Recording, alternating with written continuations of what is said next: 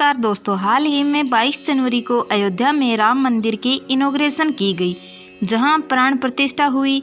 प्राण प्रतिष्ठा का मतलब है जीवन या लाइफ, प्रतिष्ठा का मतलब है इस्टेब्लिश या स्थापना करना। ये वो सेरेमनी है जहां मूर्ति को मंदिर के अंदर इंस्टॉल किया जाता है। इस एक सेरेमनी की पिछले कुछ हफ्तों से अखबारों में, मीडिया में 24 घंटे चर्चा हुई है और कई कंट्रोवर्सी यहाँ उठी हैं। कुछ पॉलिटिकल पार्टीज ने और 4 मेन शंकराचार्य ने इस इवेंट को अटेंड नहीं किया। आइए समझते हैं इन चीज़ों को आज के इस वीडियो में। लेकिन आगे बढ़ने से पहले अगर आप हमारे चैनल पर पहली बार विजिट किए हैं तो प्लीज़ चैनल को सब्सक्राइब करके सच्चे सनातनी राम भक्त होने के नाते वीडियो को लाइक करके कमेंट में जय श्री राम जरूर लिखें। आज हम जानेंगे कि राम की क्वालिटीज़ को, क्योंकि राम का नाम लेना तो बहुत आसान है, लेकिन राम की वैल्यूज और प्रिंसिपल्स से सीखना और उन्हें अपने ऊपर अप्लाई करना बहुत मुश्किल है। इससे पहले मैं श्री राम मंदिर की डिटेल वीडियो बना चुकी हूं, जो आप इस वीडियो के एंड में स्क्रीन पर देख सकते हैं या इसकी प्लेलिस्ट में देख सकते हैं। और जो आज हम इस वीडियो में डिस्कस करेंगे श्री राम की क्वालिटीज़ के बारे में, जो आपकी ज़िंदगी बदल सकती हैं। और इससे फ़र्क नहीं पड़ता कि आप हिंदू हो, मुस्लिम हो, सिख हो, क्रिश्चियन हो, बुद्धिस्ट हो, जैन हो, पारसी हो या एथिस्टन भी क्यों ना हो। हम ओरिजिनल वाल्मीकि सोर्सेज भी कोट्स करेंगे, लेकिन उस पर जाने से पहले हम इस इवेंट की बात करते हैं। कौन इस इनॉग्रेशन सेरेमनी में गया, कौन नहीं गया और क्यों नहीं गया। बीजेपी के सीनियर लीडर्स LK आडवाणी और मुरली मनोहर जोशी ने 1990 से ही राम मंदिर एजिटेशन मूवमेंट के सबसे बड़े लीडर्स रहे थे, लेकिन इस प्राण प्रतिष्ठा में ये नहीं आए। राम टेम्पल ट्रस्ट के जनरल सेक्रेटरी ने रिपोर्टर को बताया कि इनकी एज को कोइंसाइड करते हुए, इनकी उम्र को देखते हुए इन्हें कहा गया कि ये ना आए इस इनॉग्रेशन में। लेकिन दूसरी तरफ बॉलीवुड सेलिब्रिटी कैटरीना कैफ, रणवीर कपूर, आलिया भट्ट, इन सबको स्पेशल इनविटेशन दिया गया। पॉलिटिकल पार्टीज़ में कईयों को इनविटेशन मिला था, लेकिन कईयों को रिजेक्ट किया इस इनविटेशन को अलग अलग कारणों की वजह से। जैसे कि CPIM के जनरल सेक्रेटरी सीताराम यच ने कहा कि रिलीजन एक पर्सनल मैटर होता है। इन्होंने कहा कि इंडियन कॉन्स्टिट्यूशन और सुप्रीम कोर्ट ने क्लियरली कह रखा है कि सरकार किसी एक पर्टिकुलर रिलीजन से एफिलिएट नहीं हो सकती। तो सर्कुलरिज्म के बेसिक पे इन्होंने इस इनविटेशन को रिजेक्ट किया। शिवसेना के अध्यक्ष उद्धव ठाकरे, जिन्हें इवेंट से सिर्फ 2 दिन पहले इनविटेशन मिला, वो भी स्पीड पोस्ट के जरिए उन्होंने इसे रिजेक्ट किया। और उनके पार्टी मेंबर संजय राउत ने कहा कि बीजेपी राम को वर्शिप करती है, लेकिन राज रावण की तरह करती है। उन्होंने कहा कि वे अयोध्या जाते रहते हैं और आगे भी जाएंगे, लेकिन 22 जनवरी के इस दिन वो नासिक में काला राम मंदिर गए। वह मंदिर जहां माना जाता है कि भगवान राम, लक्ष्मण और माता सीता जी अपने एग्जाइरिस के दौरान रुके थे। कांग्रेस पार्टी के कई लीडर्स को इनवाइट किया गया, लेकिन उन्होंने इस इनविटेशन को रिजेक्ट किया, ये कहकर कि मंदिर अभी आधा बना है और इसकी इनॉग्रेशन की जा रही है। इसका मेन कारण था इस इनविटेशन को रिजेक्ट करने के पीछे कि बीजेपी इस पूरे इवेंट को पॉलिटिसाइज कर रही है। राम के नाम पे चुनावी राजनीति हो रही है। कुछ लोगों ने स्टंट्स की तारीफ करी, यह कहकर कि कांग्रेस ने अच्छा फैसला लिया, लेकिन पूरी दूसरी तरफ लोगों ने कहा कि ये एक पॉलिटिकल ब्लंडर था। लेकिन इस उद्धर्य मंदिर को इनॉग्रेट करने का जो पॉइंट था वो शंकराचार्य ने भी उठाया था। आज से करीब 1200 साल पहले की बात है दोस्तों की आदि शंकराचार्य ने 4 दिशाओं में 4 प्रिंसिपल मठ की स्थापना करी थी। ये थे आज के दिन के उत्तराखंड, गुजरात, कर्नाटका और उड़ीसा में।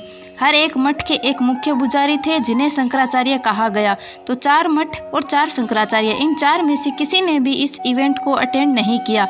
पूरी शंकराचार्य निष्ठानंदा सरस्वती ने कहा कि यह जो सेरेमनी हुई है यह हिंदू स्क्रिप्चर के अकॉर्डिंग नहीं थी। शंकराचार्य अब मुक्तेश्वर सरस्वती, जो उत्तराखंड मठ के शंकराचार्य हैं, उन्होंने इस चीज़ को एक्सप्लेन किया। जो मंदिर है उसे भगवान का शरीर कहा जाता है, मंदिर की पीठ भगवान की आंखें, कलश उनका सर और मंदिर पर जो लगा झंडा होता है उन्हें भगवान के बाल माना जाता है। तो इनके अनुसार एक ऐसा मंदिर जिसकी ना आंखें हैं, जिसका ना सर है, उसे जीवित करना सही नहीं है। कहते हैं कि ये स्क्रिप्चर के खिलाफ जाता है। ये अपनी आंखों के सामने शास्त्रों का वायलेशन होते नहीं देख सकते थे, इसलिए ये इस सेरेमनी में नहीं गए। लेकिन इनके इस एक फैसले से सोशल मीडिया पर आईटी सेल ने इन्हें कितना बदनाम करने की कोशिश की गई। इनके खिलाफ फर्जी खबरें फैलाई गई और कुछ अकाउंट्स ने तो इन्हें हिंदू विरोधी ही ठहरा दिया।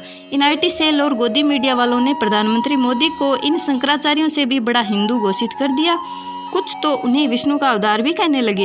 लेकिन मोदी जी भी तो दरगाह गए थे, तो क्या वे मुसलमान हो गए? एक दूसरी खबर शंकराचार्य को बदनाम करने के लिए कि उन्होंने 5 लाख रुपए लिए थे इस इनॉग्रेशन के इनविटेशन को रिजेक्ट करने के लिए। इस खबर में ना कोई सर था, ना कोई पैर और ना कोई सबूत। कौन हिंदू है, कौन एंटी हिंदू, इसके सर्टिफिकेट बांटने के लिए इन नमूनों की पूरी फौज खड़ी है। और दिलचस्प बात यह है कि इन्हें राम की कोई परवाह नहीं है। राम के नाम पर बस इन्हें पॉलिटिकल खेलनी है। राम के उसूलों के बारे में इनसे कुछ पूछ लो तो इनके पास कोई जानकारी नहीं होगी। लिंग्विस्ट और हिस्टोरियन अक्सर बड़े बड़े राजाओं के नाम के पहले ग्रेट का फिक्स लगाते हैं, क्योंकि उन्होंने कोई बड़ी टेरिटरी को कौन किया। जैसे कि अलेक्जेंडर राजा को अलेक्जेंडर द ग्रेट कहा जाता है और हम इसे बिना सोचे समझे एक्सेप्ट भी कर लेते हैं। असलियत लेकिन यहाँ ये है कि अलेक्जेंडर एक बहुत ही ब्लड थ्रस्टी, शॉर्ट टेम्पर्ड, पियक्कड़, मैनियक, रूथलेस राजा था, जिसने लाखों लोगों को मारा था। कई बार पूरी की पूरी ट्राइब्स को ही खत्म कर दिया था एक ही बारी में। लेकिन इसके कंट्रास्ट में ये है रामायण में श्री राम की कहानी। जब राम राजा बनने वाले थे, पूरी अयोध्या नगरी में खुशी की लहर थी। लेकिन राम की सौतेली माँ कैकेयी ने डिमांड रख दी कि राम के बजाय उनके पुत्र भरत राजा होंगे। राम को 14 साल के लिए जंगल में वनवास के लिए जाना होगा। यह सुनकर श्री राम का क्या रिएक्शन था? अयोध्या कांड चैप्टर 18 श्लोक 41 इत्यु तस्या पुरुषम वंद्यम नचेवराम प्रविष्ट शोकम परिवेद्य चापी महानुभाव राजा तू पुत्र व्यसना भितप्त। मतलब कि कैकेयी के शब्द बहुत हर्ट्स थे, बट राम ने ये सुनकर उदास नहीं हुए। उन्हें कोई दुख नहीं हुआ इस बात का। अगला श्लोक है चैप्टर 19 का पहला श्लोक। श्रुत्वा ना व्यथे रामे कैकेयीं च इदम अब्रवीत, यानी सुनकर राम व्यथित नहीं हुए, उन्हें कोई फर्क नहीं पड़ा। इसके बाद उन्होंने अपने पिता दशरथ को दिलासा दी और कैकेयी को कहा कि वे जंगल में चले जाएंगे। सोचकर देखिए दोस्तों कि ये चीज़ आपके साथ होती तो आपको कैसा लगता। आपको राजा बनाया जाने वाला है, लेकिन ना सिर्फ आपका ताज छीना जाता है, बल्कि आपसे कहा जाता है कि आप जंगल में चले जाओ 14 साल के लिए वनवास के लिए। ये सुनकर बहुत से लोग गुस्से से भर जाएंगे, लेकिन राम वहाँ तक नाराज नहीं हुए। इस चीज़ को आप कंपेयर करो अशोक से, जिन्होंने अपने भाइयों को मार डाला सत्ता पाने के लिए। सेम चीज़ औरंगजेब ने करी, अपने भाई दारा सिकों को मार डाला राजा बनने के लिए। अयोध्या के लोग ऑलरेडी राम के सपोर्ट में थे। अगर राम चाहते तो ये कह सकते थे कि ये देखो मेरे साथ अन्याय हो रहा है, मेरा कोई कसूर नहीं है यहाँ पर, लेकिन मुझे यहाँ जंगल में भेजा जा रहा है।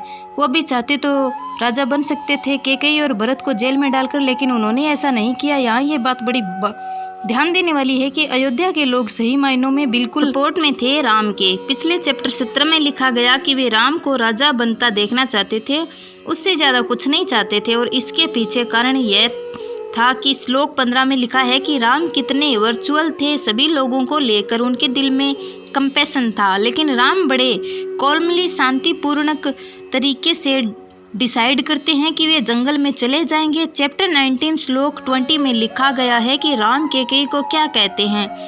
हे देवी, दौलत से मुझे कोई मोह नहीं, मुझे एक साधु की तरह जानिए जिसकी आस्था केवल अपने धर्म, अपनी नैतिकता में है। मैं इस दुनिया को प्रेम में देखना चाहता हूँ। राम के लिए सत्ता पाने का मतलब ये नहीं था कि दुनिया मेरे कदमों में हो, उनके लिए सत्ता पाने का मतलब था कि वे जनता को सर्व कर सकें। लेकिन आजकल लोगों का बिहेवियर इसका उल्टा ही हो गया है। लोग बिना शर्म के कहते हैं कि मुझे पावर का नशा है। सत्ता पाने के लिए किसी भी हद तक गिरने में कोई दिक्कत नहीं है। लोग कई कहावतें सुनाते हैं कि प्यार और जंग में सब जायज है, चढ़ते सूरज को सलाम, जिसकी लाठी उसकी भैंस।